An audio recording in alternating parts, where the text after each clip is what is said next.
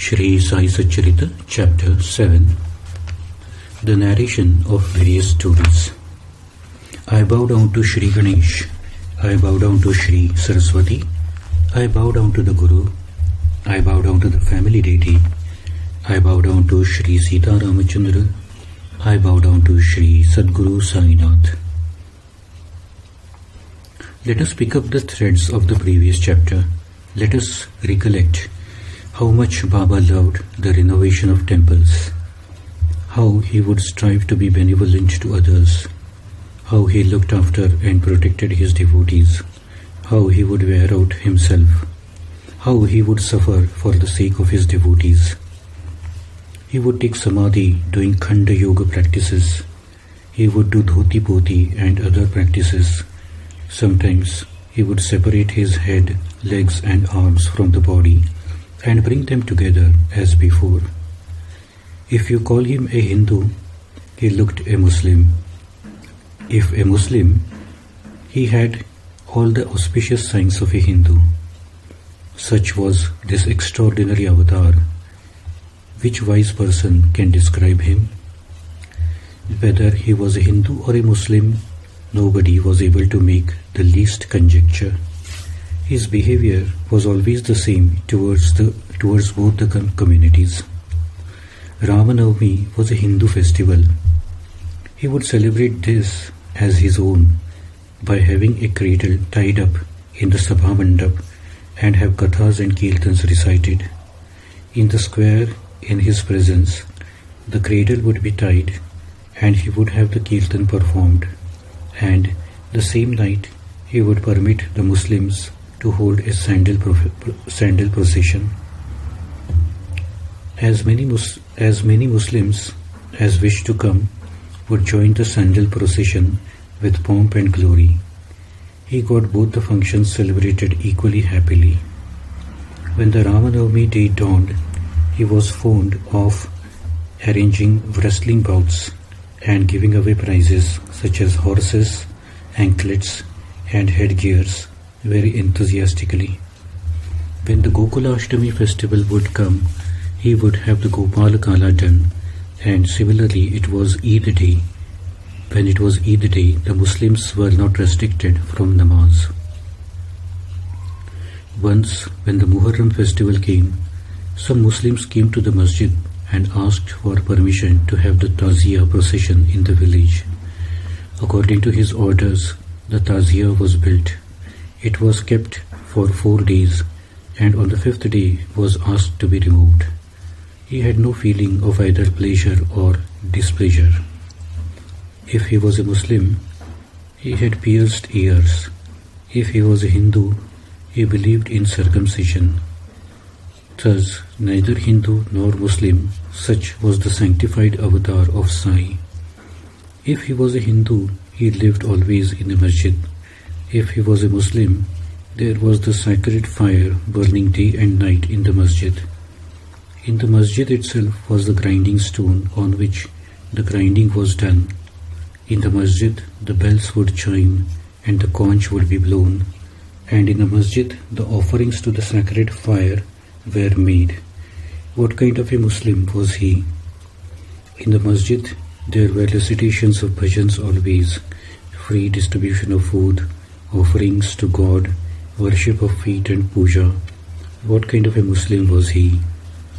If he be called a Muslim, then the elite of Brahmins would come and do his puja. The Agnihotris would prostrate to him, having surrendered their pride of purity to him. This way the people were astonished at heart.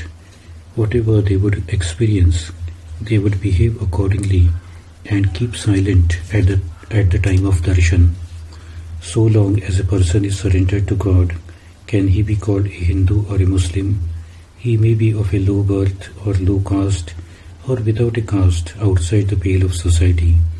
Caste is not the criteria of importance for him. One who does not have body consciousness, whether he is a Hindu or a Muslim, for him all castes and creeds are equal.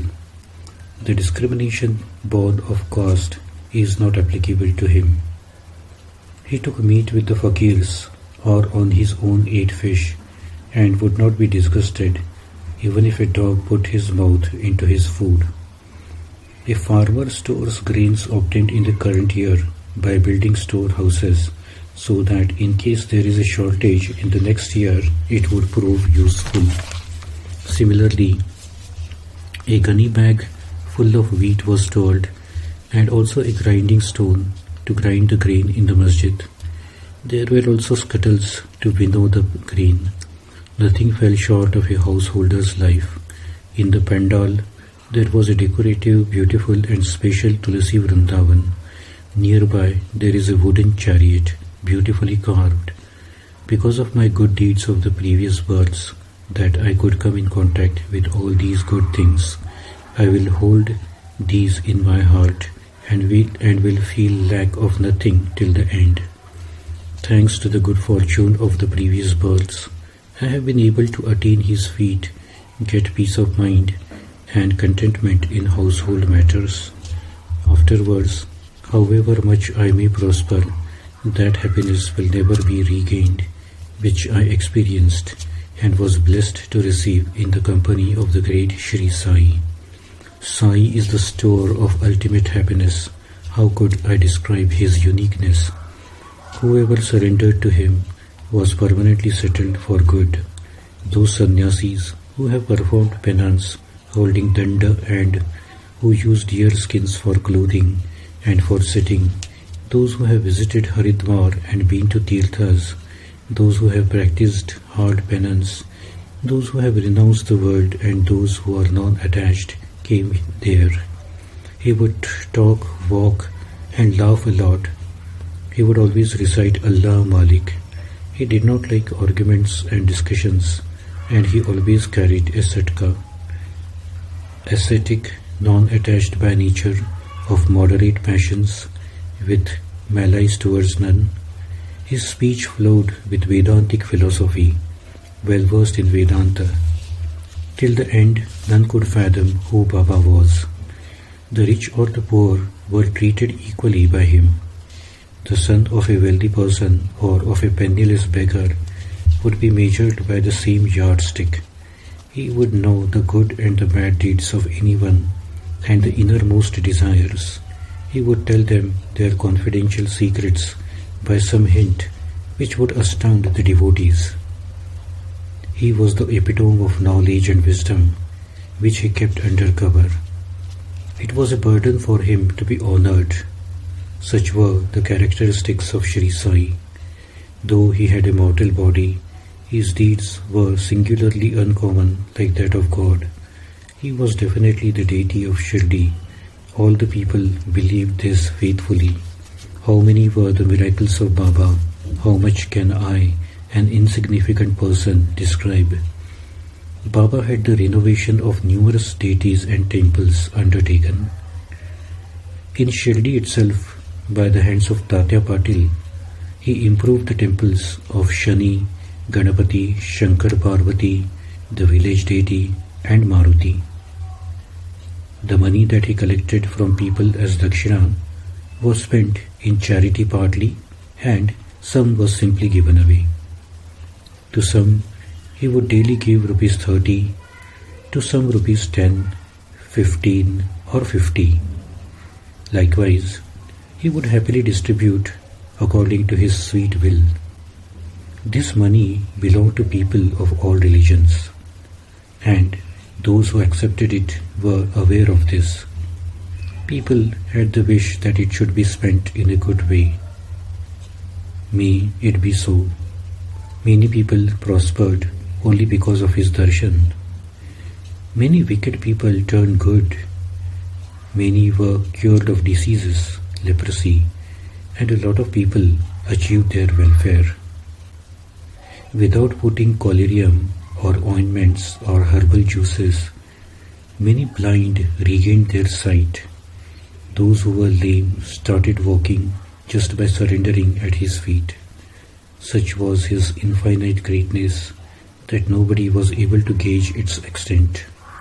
From all four quarters, countless people started streaming in. He sat at the same place near Dhuni. he eased himself there itself. He would remain at the same spot, sometimes with and at other times without a bath. He was always intent in meditation.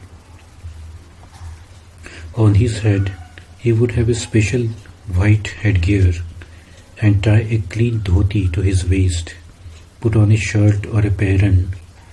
Such was his dress at the beginning. Initially, he would practice Ayurvedic medicine in the village. He would examine patients and give the medicines. He had a healing touch and became a famous Hakim. Once upon a time, a devotee's eyes were swollen and were like red balls. Both pupils were blood red, and no Vaidya was available in Shirdi. The simple and pious devotees showed his eyes to Baba. Immediately, Baba got the marking nut, that is bibba, pounded and made into balls. Under the circumstances, some may have put surma, that is powdered pearl. Some may have put wet pieces of cloth dipped in cow's milk.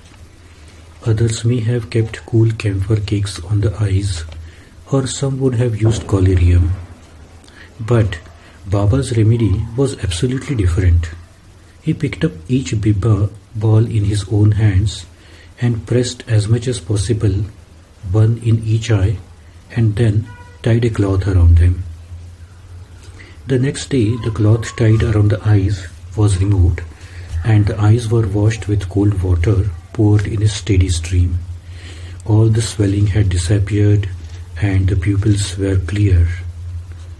Although a delicate organ like the eye was treated by bibba, there was no burning and the disease was cured. Such were the countless experiences. He knew the yogic practices of dhoti pothi. Without anybody's knowledge, he would go to a secluded place and while bathing, vomit out his intestines, wash them and put them to dry out. At the same distance as the masjid to the well, there was further on a banyan tree at a certain spot, and beyond it another well, where he would go every third day. Right at noon, in the blazing sun, having made sure that there was no one around, he would take out water from the well with his own hands and wash his face and perform his ablutions. On one such occasion, while he was having his bath, he took out his intestines quickly and started washing them on the spot. When a goat is slain, his intestines are turned inside out. After being thoroughly washed, they are cleaned and folded. Similarly, he removed his own intestines, washed them inside out, and spread them on the rose apple tree. People were extremely amazed. Amongst those who have witnessed this feat with their own eyes, some are still living in Shirdi. They say that he was a unique saint. Sometimes he would practice Khanda Yoga and separate his arms and legs. This way, they would be scattered here and there in the masjid. In this way, the body would be broken in bits and pieces. The whole sight would be very gruesome. When a number of people ran to see this, they would find Baba intact. Once, having seen such an incident, the onlooker got terribly frightened and thought that some wicked person had killed Baba and committed this outrage. In the masjid here and there, the limbs could be seen in all the four corners. It was midnight and no one was around. He was worried. To whom should he tell this incident? On the contrary, he may be hanged. Thinking this, he went and sat outside. It did not even occur to him, even in his dreams, that it was the yogic powers of Sai, and looking at the fragments of the body, his heart thumped with fright. Someone should be informed of this incident. This thought occurred to him over and over again. But being the first person to give the information, he might be held as the culprit. Therefore he did not tell anybody. Many ideas came to him. Therefore in the early morning he went to look again and was surprised at what he saw. There was not a sign of the earlier happening. Baba was sitting hale and hearty at his usual place. The onlooker was astounded and wondered if he had had a dream.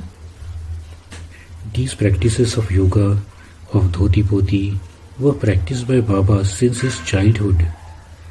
Nobody could understand the depth of it and fathom his yogic state.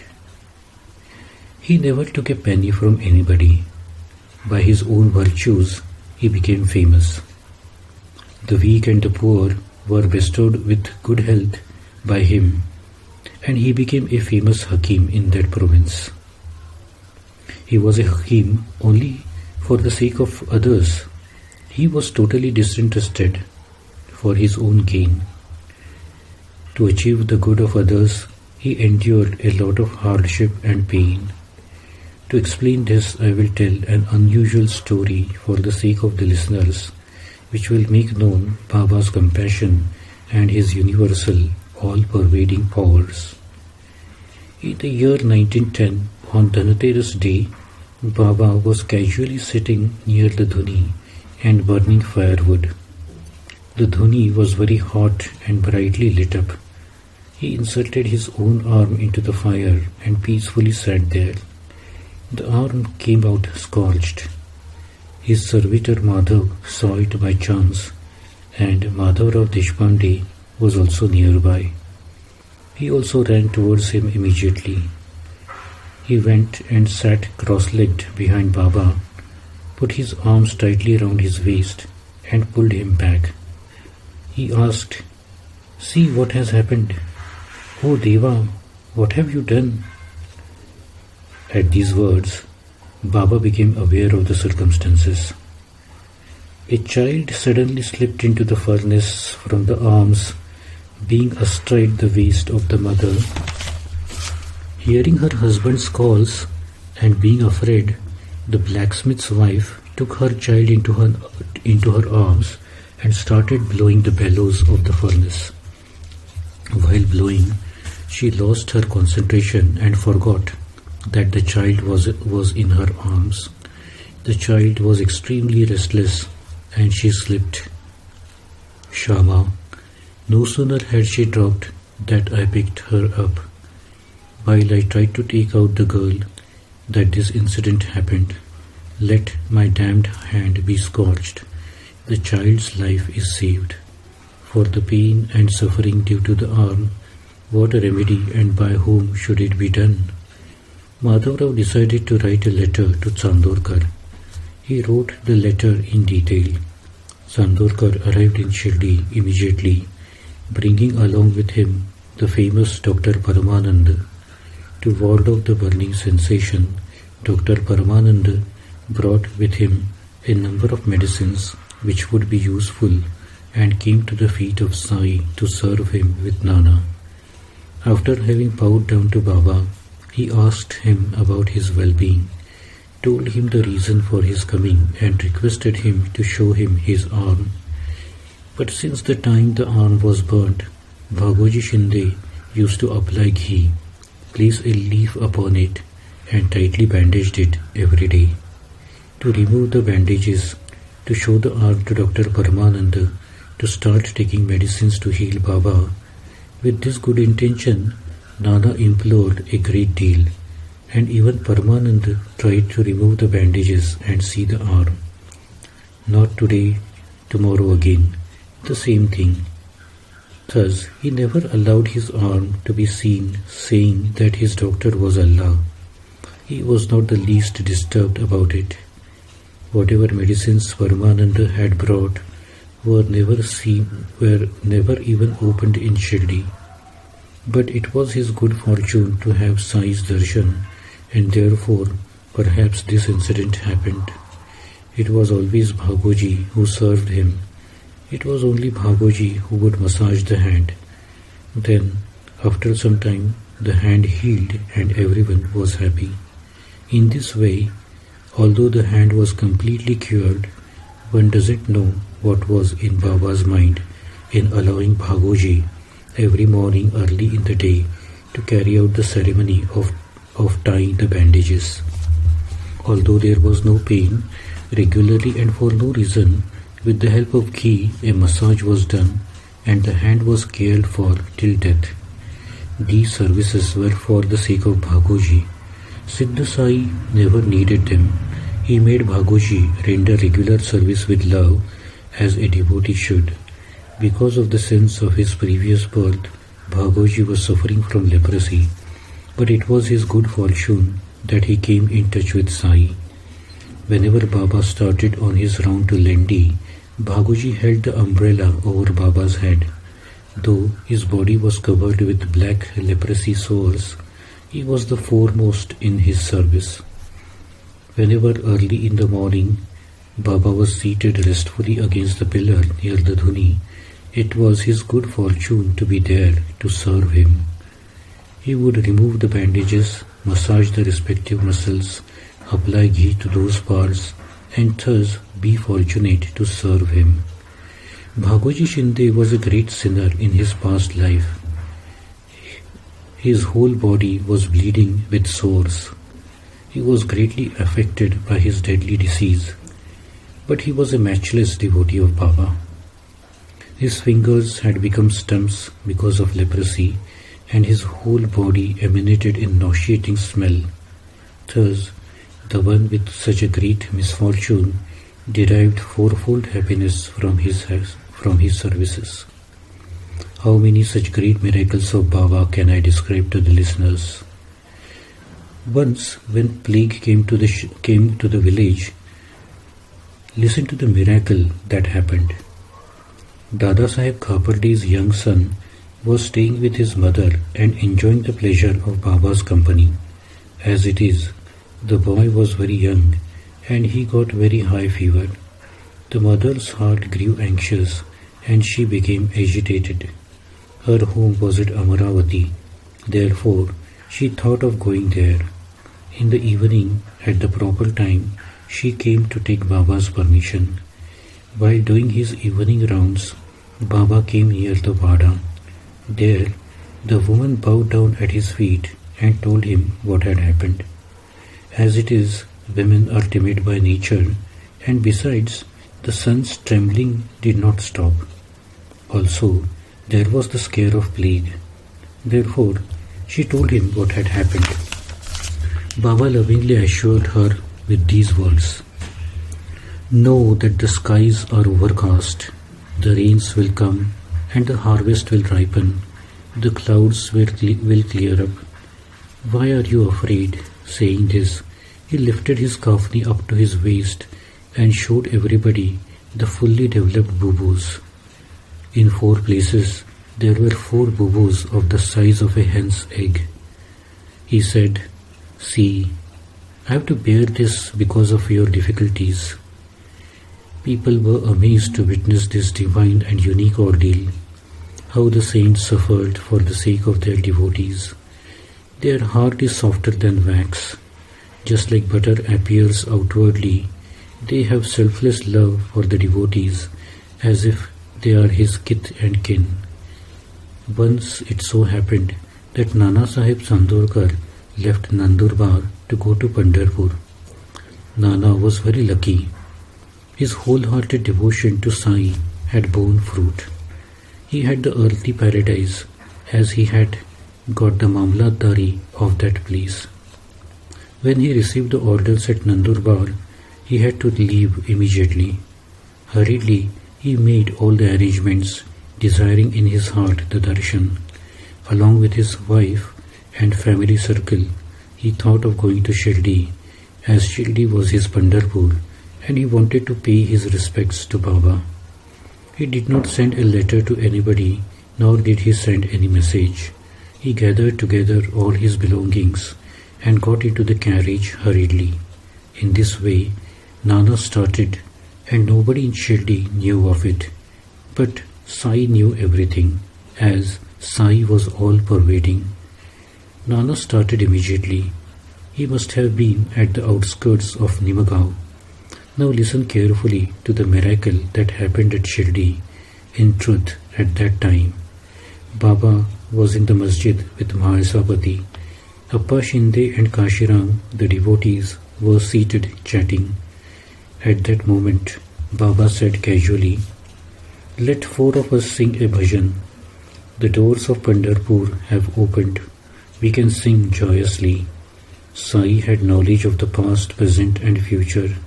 He had already learnt the news. Nana was near the stream at the outskirts when Baba was singing the bhajans zealously. Bhajan. I am going to Pandharpur, going. There I will stay, there I will stay. That is the abode of my master. Baba himself sang the bhajan, and the devotees who were sitting around followed him. They were engrossed in their love for Pandharpur. Just then Nana arrived. He bowed down at his feet with his wife and said that Maharaj should go with them to Pandharpur and settle there undisturbed without any worry. This invitation was not necessary. Already Baba was in joyous mood, and people told him that he was ready to go to Pandharpur as the bhajan's words indicated. Nana was extremely surprised, and seeing the Leela was amazed. He put his head at his feet and was deeply emotionally moved. Taking his blessings, Udhi and Prasad, and bowing again, Chandorkar set out for Pandharpur, and after getting his permission to go. If such stories are to be narrated, this book will extend beyond limits. Therefore, we shall curtail the subject of the warding off of others' sufferings.